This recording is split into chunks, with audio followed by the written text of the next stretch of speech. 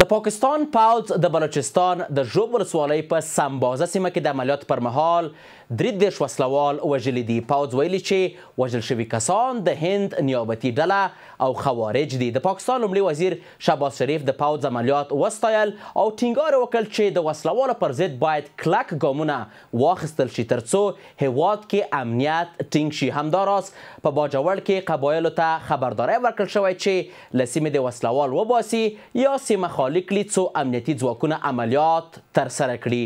څو مهمې پوښتنې: ولې د سیمې خلکو ته ویل کیږي چې سیمه پرېږدي؟ د پاکستان د پوځ عملیات به څومره مؤثره ثابته شي؟ سلام، وخت مو په خیر. د نن ورځې څېړنې خپرونې ته ښه راغلاست. د بحث لپاره خپرونه کې راسره میلمانه دي سیاسي شنونکی زلمی افغانیار صاحب او د نړیوالو چارو کارپوه ښاغلی عزیز معارج صاحب. زه یوسف خان لاله یم. درنو میلمنو ستړي مه شئ، خپرونې ته په خیر راغلی. افغانیار صاحب اجازه راکړئ چې بحث له تاسو څخه پیل کړم. په باجوړ کې قبایلو ته وخت ورکړل شوی تر څو له دغو سیمو څخه ووځي، یعنې بل چېرته لاړ شي. فکر کوئ د پاکستان د پوځ او د پاکستان د حکومت په ټوله کې دغه غوښتنه مشروع ده؟ بسم الله النور. الذی یدبر الامور. احترامات خدمت شما، خدمت مهمان در بحث جناب ماری صاحب. یک سلام میخوام داشته باشم و خدمت ملت افغانستان، هموطنان عزیز ما و شما در هر گوشه از جهان هستی که هستند، امیدوارم سلامت و صحتمند باشند، در کمال آرامش روحی روانی، خاصتا مهاجرینی که از ایرانستان و پنجابستان خارج شدند. کار مردان روشنی و گرمی است، کار دونان حیله و بیشرمی است. حاکمان لاهور پنجابستانی ها به هدف تصفیه قومی در مناطق خط فرضی تحمیلی و تمثیلی دیورند که بر تمام حاکمیت ها در افغانستان و به شمول امارت اسلامی قابل قبول نبوده و ملت ها میره قبول نکردن برنامه دارن. این کوه میگن که در امتداد این خط ما آمد عملیات انجام دادیم و یک تعداد را ما کشتیم. این موضوع مایسوری سیاسی هست. در چند دهه گذشته که TTP تحریک طالبان پاکستانی آزاد پختونخواها، بلوچ ها، سندی ها دست به سلاح بردن و به خاطر احقاق حق شهروندی خود و خلاص شدن از حکومت سکولاری را که پنجابی ها تحت حمایت MI6 انگلستان بر از او حاکمیت میکنند مبارزه میکنند، او به ده ها هزار بلوچ ها و پشتون ها را بردن، کشتن و سرنوشتشان معلوم نیست. امروز هم که کشورهای همسایه خود او میای انگوش انتقاد طرفش دراز میکنه، جهان میفهمه که حاکمان با لاهور پنجابستانی ها و ISI در قبال همسایه ها چی کردن و چی میکنن. وقتی که ادعا بر مبنا از این هست که از این خط سیر از افغانستان رفت آمد میکردن و در 4 سال گذشته افغانستان حکومت اقتصاد محور عدم مداخله در کشورها و امنیت را به جهان پیام داده، به همین شفافیت پاکستانی ها به افغانستان اطمینان داده میتونن که بر افغانستان برنامه خصمانه ندارن. وقتی که وزیر خارجه سفر میکنه، وزیر داخله سفر میکنه، نماینده ویژه در امور افغانستان سفر میکنه، ما بایجان هستیم، مردم خوب هستیم. وقتی که از کابل دور میشن باز ما معاون تروریسم پروری میشین.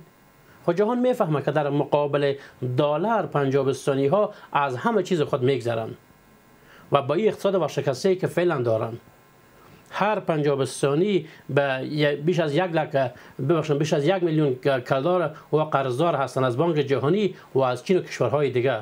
حال به عقب این جایگزین ها میگردن که مبحث تروریسم را مطرح بحث قرار بدن، امتیاز خواهی داشته باشه از امریکایی و از فرانسوی که چطور بر از او پیسه بده. اگر به واقعیت او مبارزه میکنن، پایگاه بد بیر یعقوب آباد، پایگاه شمسی و یک پایگاه دیگه شان به خدمت امریکایی هاست. پهپادهای امریکایی حریم افغانستان نقض میکنه. سرپرست وزارت دفاع و وزارت داخله به کرات اعلام کرد که وقتی حریم افغانستان نقض میشه، این پهپادهای امریکایی به چه درد میخوره؟ فقط به خاطر از که افغانستان تهدید شوه؟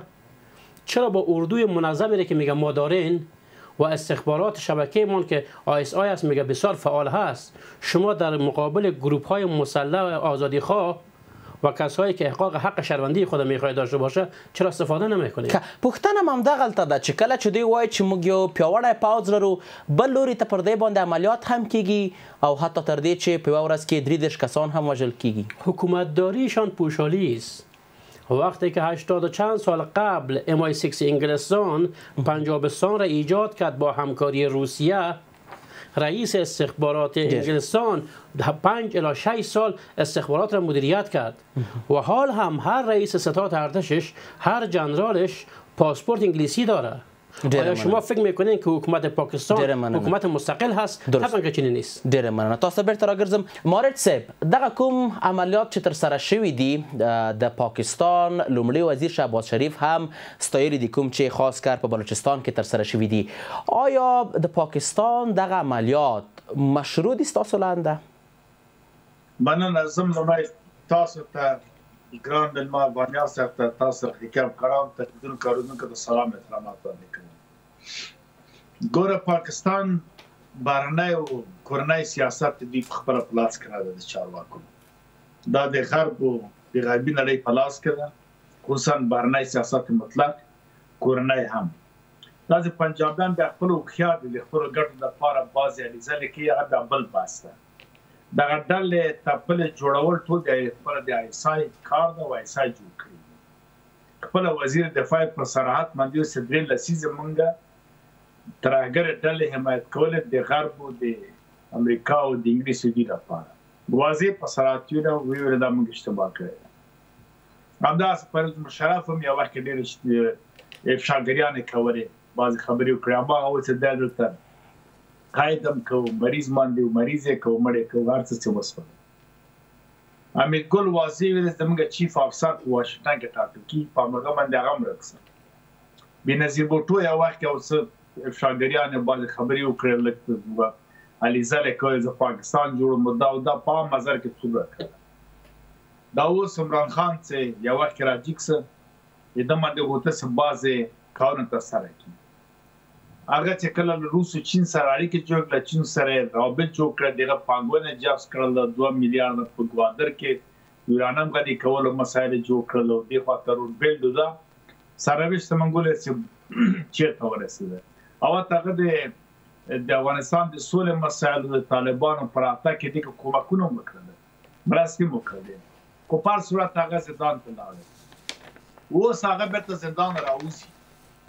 اوس د امریکا له خوا نه موږ د خلیلزاد صاحب چې د امریکا استازی د خبرې واورېدلې، سناتور د امریکا هم واورېدلې، د عمران خان په هکله بیا ترې نوزتونه او پاڅونونه شروع کړه د انصاف تحریک.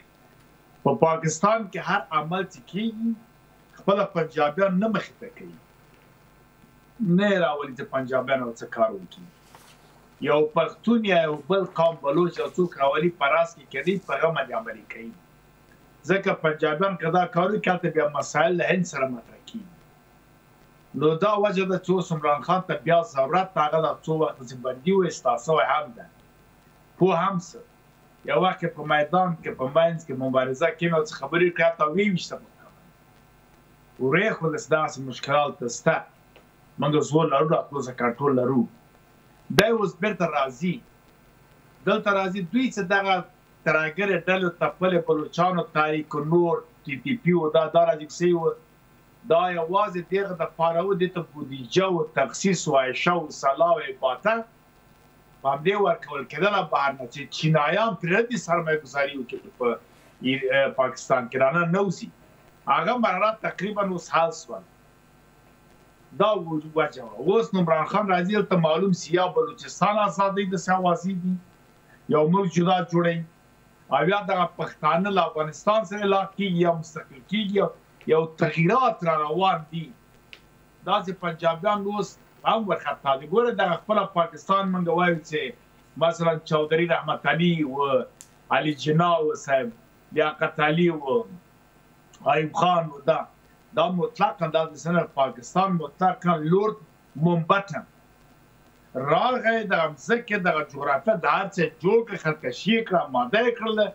مخکې له هغه نه هانډي مارټیمور ډیورن دلته راغلی د سیمه کې و، له هغه نه مخکې الفرستون دلته و، له یو له هغه نه مخکې ملکوم لورد سر جان ملکوم دلته و.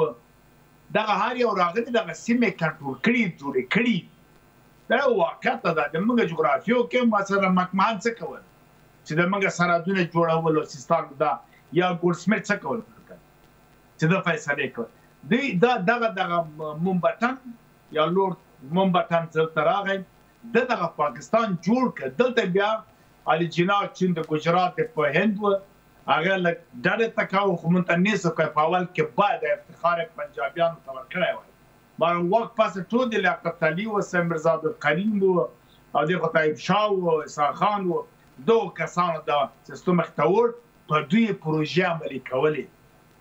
بل خواته کله چې په پښتونخوا کې یا په بلوچستان کې یو څوک سر راپورته کوي ازادي خواهي غواړي او دا بیا نو ISI او پوز یو برنامه په دې جوړه کې چې راځي ترهګر دي په ترهګرو په نوم تصفیه عملیاتو په نوم راځي همدغه خلک تارګټ کوي یا یو له کوره باسي مړکې تاسو واورئ PTM د منظور پښتون د نورو او بیا سره کسان اوس په تنه د پښتونخوا په سیمه کې د وزیرستان په ګردو باندې ورک دي خپل وای اعمال لري شمیرې لري په بلوچستان کې همدغه سیه او نفر ول کېږي مړ کېږي وزیر کې په مرموز ده دا تصفیه اوس په بلوچستان کې مثلا خاطر په تمرګر او دیر کې وو دغه تقریبا تر کالاشه پورې تر چتراله دغه مثلا سوات په دې پورې یو څه مشکلات جوړ شوي دغه مردان ثوابي او مثلا 400 او دا جنو تصفیه شوي پورته هغه چې تمام عملیات په نوم ترهګر منلاړل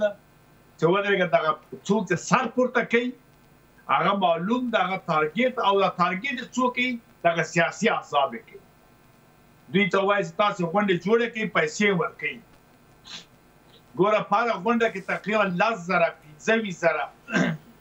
15,000 کسان راځي دوی ټول د ډوډۍ ورکول کېږي یو ډېره ښه ډوډۍ دا کم پیسه نه ده بیا هم پاکستان کې د شپې ځایونه تجهیزونه هر څه ورته جوړېږي دا ورکوي وایي راسه تاسې میټینګ یا مثلا وکړئ یا جرګې په نوم باندې بیا ته پورې په سټیج باندې کوم کسان راپورته کوي څه خبرې کوي هغه تیاره ایسا یاداشتې لیکي ادرس یې اخلي بیا یو نسبت ګورې په دې سیمه کې عملیات شروع شي حتی په سوات کې دا کار وشي ډېره مننه په ټولو ځایو کې دا بیا تارګېټ کوي هلته سیاستونه او دا خبرې مونږ ته یو شی داسې د هر څه د کنټرول لاندې دي ایسا هلته څوک سر نشي خورولی لوبې دې کوي د چین مقابل کې وکړي د روس مقابل کوي د افغانستان یا د ایران اوس دا اوس بیا ولې منډې وایي ډېره مننه مشران یې بخښنه غواړم پوځیان دا وروستۍ خبره وکړم پوځیان واشنګټن ته منډې وایي دغه ته پوزیشن ورمنډه کړل ورته کېناسته چې د اقل دایم پوه کې چې ورور د اسرائیل د امریکا پلان څه شی ده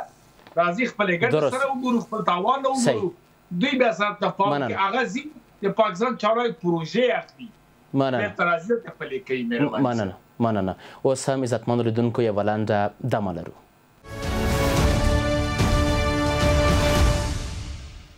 د خبرونه دوام تکرار غلاست افغانانو سره بل پښتنه دلته دار ولړيږي دغه سیمو کې کوم قبایلی سیمې چې دی وخت ورکړل شوی دی چې دغه کوم کسان چې اوسېږي باید ووځي له دغه ځای څخه که دغه کسان ونه وځي ستاسو له انده د پاکستان د حکومت به د دوی سره څه کوي هدف نهایی حاکمان لاهور پنجابستانی ها این هست که تقابل ها را بیشتر دامن بزنند آتش افروزی ها را به پا بکنند و انگشت انتقاد را طرف افغانستان داشته باشند وقتی که موضوع لر و بر مطرح بحث میشه او پروژه‌ای را که انگلیسی ها به خاطر فشار آوردن بالای کشورهای آسیای میانه و مرکزی تحت نام پنجابستان ایجاد کرده بودند او رو به شکست هست حاکمان لاهور خوب میفهمند که حکومتداریشان رو به زوال هست دهه‌ها ظلم کردند تحجر کردند احقاق حق شهروندان پاکستان را برشان ادا نکردند و او پروژه‌ای را که خط فرضی تحمیلی و تمثیلی دیورند و دهه‌ها قبل به خاتمه یافته بود ملت‌ها قبول نداره نیم ملت‌هایی که در این طرف هست و نیم ملت‌هایی که در اون طرف هست هیچگاه حاکمیت پنجابی را او قبول نکردن افغانستان طبعا به او جایگاه خود میرسه وقتی که او میبینن که در افغانستان حاکمیتی هست که از اسلام قلعه تا بطرخم از واخان بدخشان تا به نیمروز را حکومت میکنه با وصف تمام فشارهای اقتصادی و سیاسی باز هم حکومتداری به پیش میره معادن استخراج میشه نقاط ضعف آهسته به طرف نقاط قوت تبدیل شدن هست ایجاد فاصله هایی که هدف ایرانستانی ها و پنجابستانی ها بود در افغانستان او محقق نمیشه افغان ها به فرق خود نزدن که باز جنرال پنجابی یا جنرال ایرانستانی بیایه بر ما دو میدان جنگ جور بکنه احزاب هفتگانه و هشتگانه را بر ما تنظیم بکنن فاطمیون را ایرانستانی و زینبیون پنجابستانی ده ها هزار افغان به کشتن بدن و نارام شدن پلان چی هست پلان این هست که باز این جنگ را آتش افروزی بکنن مجبور که ملت هم دوباره در پهلوی TTP بیشتر قرار بگیرن اوجا باز انگوش انتقاد طرف افغانستان باشه اما وقتی که مبحث تروریسم میشه اول بین تروریسم را تعریف بکنین چی هست ماهیتش چگونه هست آیا حکومت سرپرست اعضای کابینش متاثر نشده؟ از کشورهای همسایه افغانستان متاثر نیست؟ چرا اطمینان تأمین امنیت ارضی و مرزی به افغانستان داده نمیشه؟ چرا امریکایی ها و انگلیسی ها همیشه خوش دارند که با پنجابستانی ها رفیق باشن؟ 20 و چند سال قبل زمانی ده که امریکایی ها به مجوز شورای امنیت به افغانستان آمد به خاطر مبارزه با تروریسم، رهبر همون گروپ به کجا گفتن از بین رفت؟ در هیبت آباد شرک استخباراتی پنجابستان. بعد از دهه‌ها حضور در پنجابستان و از بین برده شدن، انگشت انتقاد طرف افغانستان هست، اما از پنجابی پرسان نمیکنن. هم دوست استراتژیک هست، هم پیمان هست و در طول 20 سال حضور امریکایی ها، هانوی ها و موترهای زیر پوش بم امریکایی از مرزهایشان داخل افغانستان شد. ور دست دوگانه چلند است تاسو اندل عامل څه دی افغانیار صاحب؟ منافقت هست. مبنای حکومتداری و تهدابشان اختلاف بیانداز و حکومت بکن پالیسی انگلیسی هاست. ما گفتیم که رهبرای حاکمان لاهور اگر در سطح استخبارات هست یا به عنوان رئیس جمهور یا صدر اعظم هست تمثیلی است.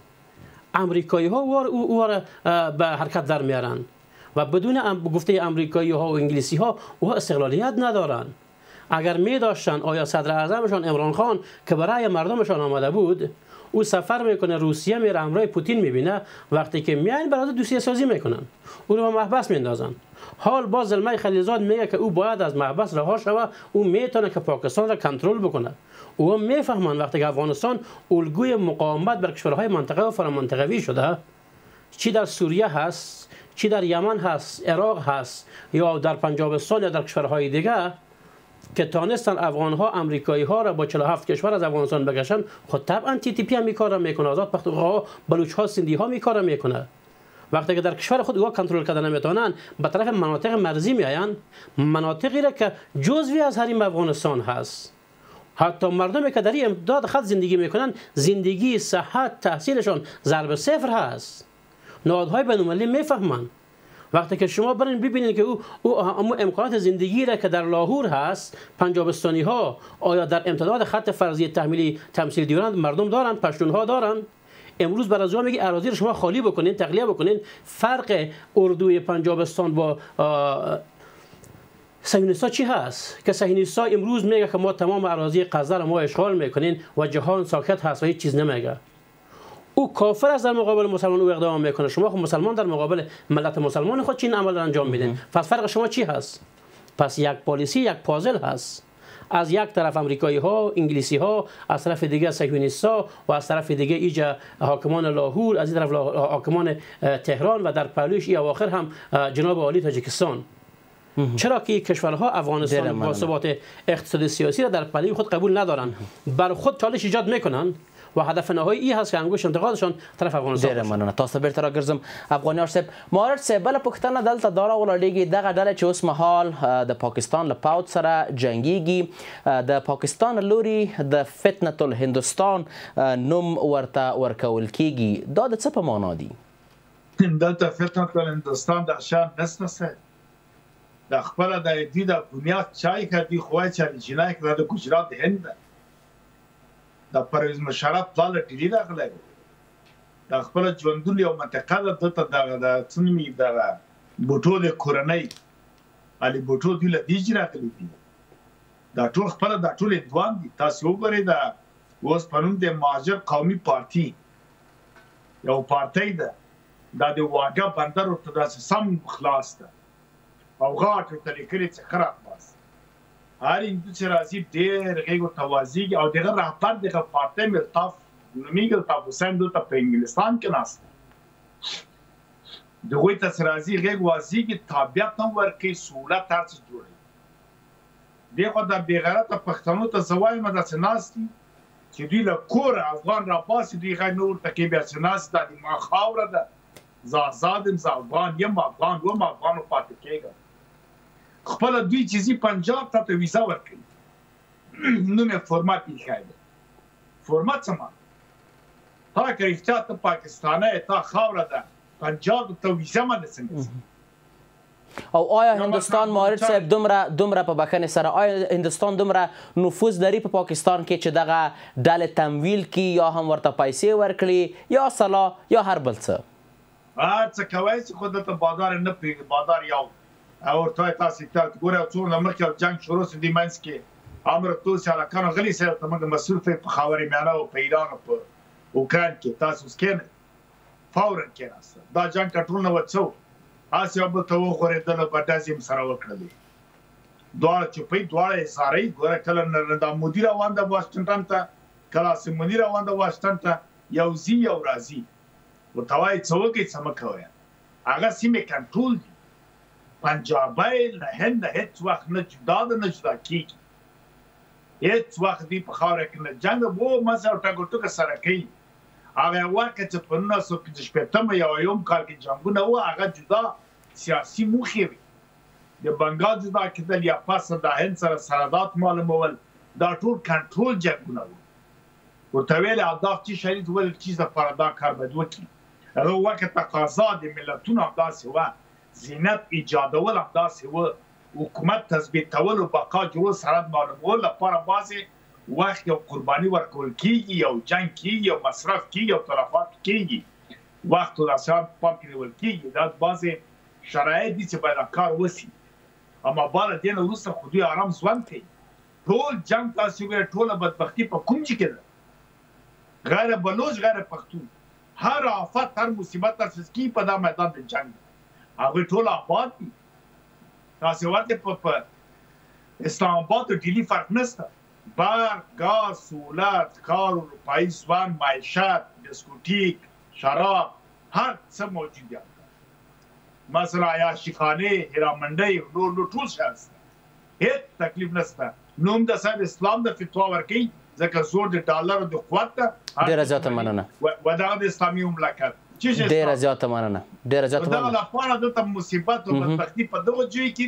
د خلکو ته زوایم چې تاسو کړی کیا آزاد غلامینه ګورې اسلام د بخنه غوړم وای ولکه ټول روسان ولکه ټول مو وسل چې ټول په سر وای به دغه کوته سي مګر کا کوته مارم دوی دومره دي چې لکه په سر وهم بیا موږ نصیب ډیره مننه مارد صاحب که حلار تراشو په لاندو کې حلار به څه وي ګوره د چی حلار د پاکستان کې اوس مهال چې کوم عملیات دوام لري پاکستان کې پښتونمېش سیمو کې بلوچستان کې دا کسان چې مخالفین دي او دغه چې پوز د دوړ یو تنخواه مینس کې بعضی عام کسان نه پیږي جدا عسكر مثلا نه پیږي نور دوی خبر دي څه کوي دوی معلوم دی هغه ورته لکه کومندوی کشف په جنگ کې کومندوی کشفي هغه اول لګل او ټوله به لګل هغه من سنټازي کېدل یا بل دي خو نه توپ مثلا ټانګو باندې شروع کول یا د سان پاسنه او ای بیا پیاده روان وو او وی چې دي دا لکه کشف کوندي دي او ورته نشان ورکړي چې دلته دي دا کسان هغه چې د امو قرو مو سیمو تجیب داسې کوي پاوز ورځي امغه نشي ډیره مننه دا مخالفین چې ټي پی څوره پر دی ولنه ختميږي یو نفر چې دا نه مړ کیږي چې وګوري ورسې امر وګوري یا سیمه سرخنه ملکی وګړي مرسي دوی منډاس مز نه کې دا ټول یو پروګرام برنامه ده سر تصفیه عملیات تسکه کوي ټولې د سیمه نور بل کانری د خپل تراجر او ځالي جوړې سوي دي جوړې کراکرا د لیګ مرکزی اسیا او ایران او بل خاطر ځکه هغه هیوادونه نه ګران ډیره مننه افغانیار صاحب په یوه دقیقه کې حل لارې څه دي در راستای ای که مشکلات حل شود اول یک اجماع ضروری و حتمی هست خاصتا برای افغان‌هایی که پشتون‌هایی که در دو طرف امتداد خط فرضی تحمیلی و تمثیلی دیورند و زندگی میکنند باید یا یک پیام داشته باشند سرحد و جایگاه پنجابستان مشخص هست انگلیسی ها بر یک میعاد مشخص این مرز تمثیلی را ایجاد کرده بودند وقتش گذشت اینجا باید انگلستان و روسیه جوابگو باشند و نمیتونن که پشتونها را از هم جدا بسازند لابرابر یکی هست اما هدف چی هست تطبیق عمق استراتژیک منافع سیاسی در حکومتداری بر افغانستان وقتی که شما اردوی بسیار قوی دارین استخبارات بسیار قوی دارین پدر معنویتون هم انگلستان و MI6 هست CIA امریکا هست شما در مقابل اقوام ها مبارزه کرده نمیتونین این پس یا ضعفتان هست یا پلانتان هست که در اون پلان خصمانه میخواین افغانستان هم شما دخیل بسازین اما حکومت سرپرست افغانستان آگاه هست بحث مهاجرت که یک موضوع بین المللی هست شما این سیاسی نساختن و آیا افغان‌ها به نحوی از گذشته تا حال فامیل‌هایشان اوجا مهاجر نیستن؟ در طول 4-5 دهه کوشش نکردن که به اون اساس به افغانستان برنامه داشته باشن. پس مشکلات داخلی در کشور خود حل بسازن، افغانستان در مشکلات خود داخلی نسازن. موضوع خط فرضی تحمیلی و تمثیلی دیورند موضوع ملت هاست. ملت ها باید تصمیم بگیرن. ډیره زیاته مننه د سیاسي چارو شنونکی زلمای افغانیار صاحب او د نړیوالو چارو کارپو عزیز ماریر صاحب په خپرونه کې ستاسو له حضور څخه نړۍ مننده یم. عزتمندو لیدونکو د نن څېړنه خپرونه هم پر همدې ځای پای ته ورسېده. تر بیا کتو په الله پاک مو سپارم. هیڅ چارې